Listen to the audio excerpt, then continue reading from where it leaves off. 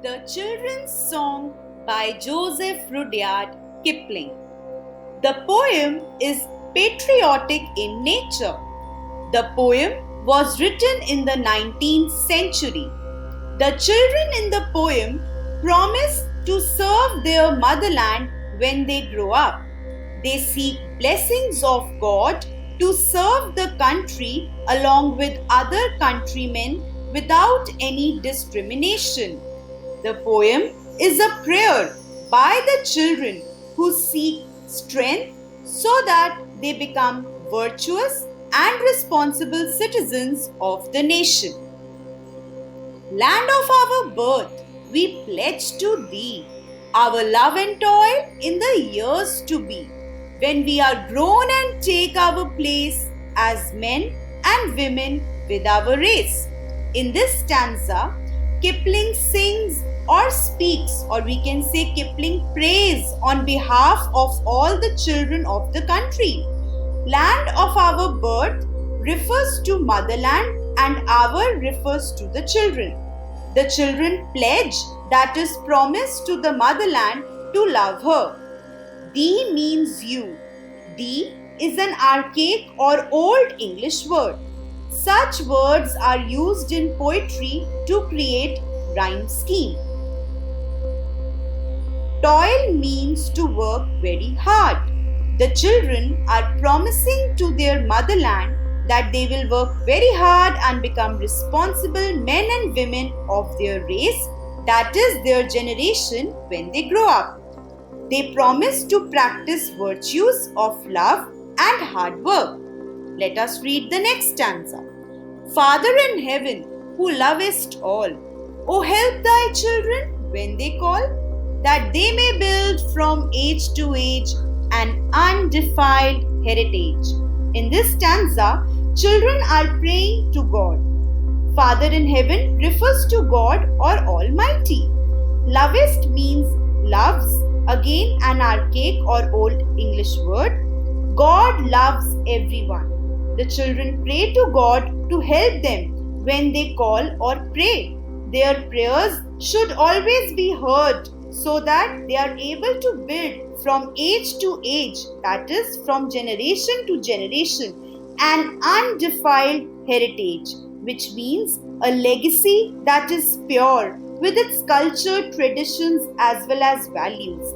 The children pray to inherit a grand heritage from their ancestors or forefathers, so they want God to bless them with strength.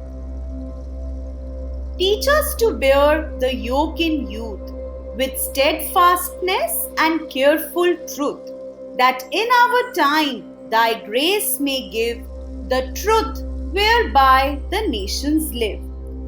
Us refers to the children who are praying to God to teach them to bear, that is, take up, yoke meaning responsibility in their youth as grown up men and women. The children want to imbibe steadfastness, that is, firmness in their character, and careful truth, that is, the truth which helps to build a strong, prosperous, and a developed nation. In our time refers to the time when these children will grow up into young adults. Thy means your, that is God. God's grace or favor will give these children the truth whereby the nations live. In other words, children who are the future citizens of the country pray to God to make them honest, responsible, and truthful. They also pray to give them strength to always stand by the truth, as it is a strong foundation for progress and prosperity of all the nations. Next stanza. Teach us to rule ourselves always, controlled and cleanly night and day, that we may bring, if need arise, no mind or worthless sacrifice. The children pray to God to teach them to always rule themselves, means balance themselves. They should be able to do self-introspection into their strengths as well as their weaknesses. They should be able to control themselves and balance themselves. They should be able to rule themselves cleanly, that is, without taking any kind of favors or without giving any kind of favors. Night and day means all the time. Their character should be pure. If need arises, we, that is the children, should be able to make useful sacrifices for their motherland.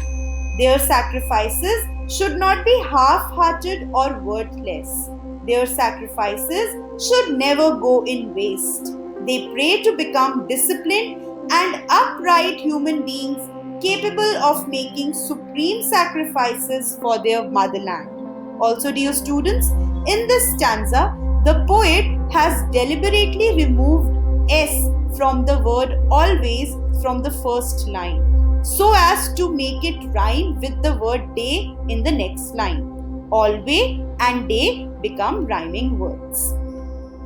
Teach us to look in all our ends on thee for judge and not our friends, that we with thee may walk uncowed by fear or favor of the crowd.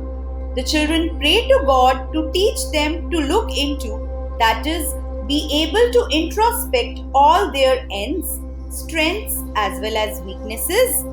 Thee means you, that is God. The children should rely upon God for any kind of guidance or judgment that they may require in their life. The children should be able to walk or move ahead in life with God by their side. They should be uncowed, not at all fearful of anything. God should take care of them in all the ways and directions. The children should grow up to be strong and brave. They should never be affected by either fear or favor of the crowd, that is, the people around. God should make them so fearless that they are not bothered by praise or criticism of the people around. Next stanza. Teach us the strength that cannot seek, by deed or thought, to hurt the weak, that under thee we may possess man's strength to comfort man's distress. The children want God to give them strength that they cannot get themselves by thinking or by working. They should never hurt the weak by deed, that is, in their action or in their thoughts. Under thee, that is God, the children may possess, that is, imbibe or inculcate strong inner strength.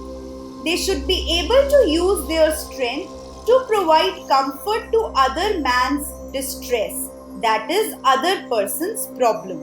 The children want God to make them strong enough so that they can help the ones in problem.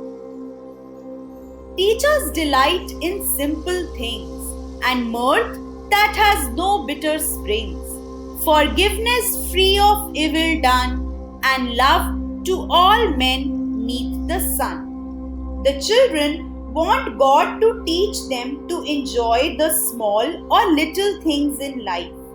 They should find happiness in simple things. Children should always be full of mirth, that is, excitement, which should not have any bitter springs, which means no negative feelings attached to it. Children want God to give them the quality of forgiveness. They should have a generous heart to forgive even those who do something evil or bad. The children want God to imbibe in them the warmth of love for all men, that is, all the human beings, the entire mankind. Neath the sun means under the sun, the entire humanity. The children strongly wish to imbibe the virtue of love for all the fellow beings. Next stanza. Land of our birth, our faith, our pride, for whose dear sake our fathers died.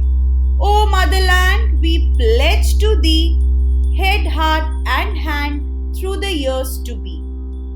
In the last stanza, like in the first stanza of the poem, the children are praising their motherland. They are promising to serve their motherland with faith and pride. For the sake of the motherland, many ancestors, forefathers died. The children value their sacrifice. They too want to grow up into strong individuals who are brave and wise. They promise with their head, heart, and hand to serve the motherland. Head refers to intellectual intelligence and knowledge.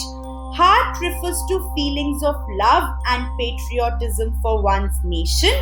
And hand refers to hard work. The children pledge to their motherland to serve her wholeheartedly. The poem conveys a patriotic message that children should wholeheartedly serve their motherland.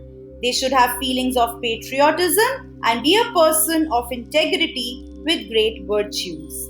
The rhyme scheme of the poem is AABB. There are various examples of alliteration in the poem, like head, heart, and hand through the years to be, that we with thee may walk uncowed, controlled and cleanly night and day, forgiveness free of evil done. I am sure the poem must be very clear to all of you. May we all be blessed. May there be peace in and around the world. Thank you.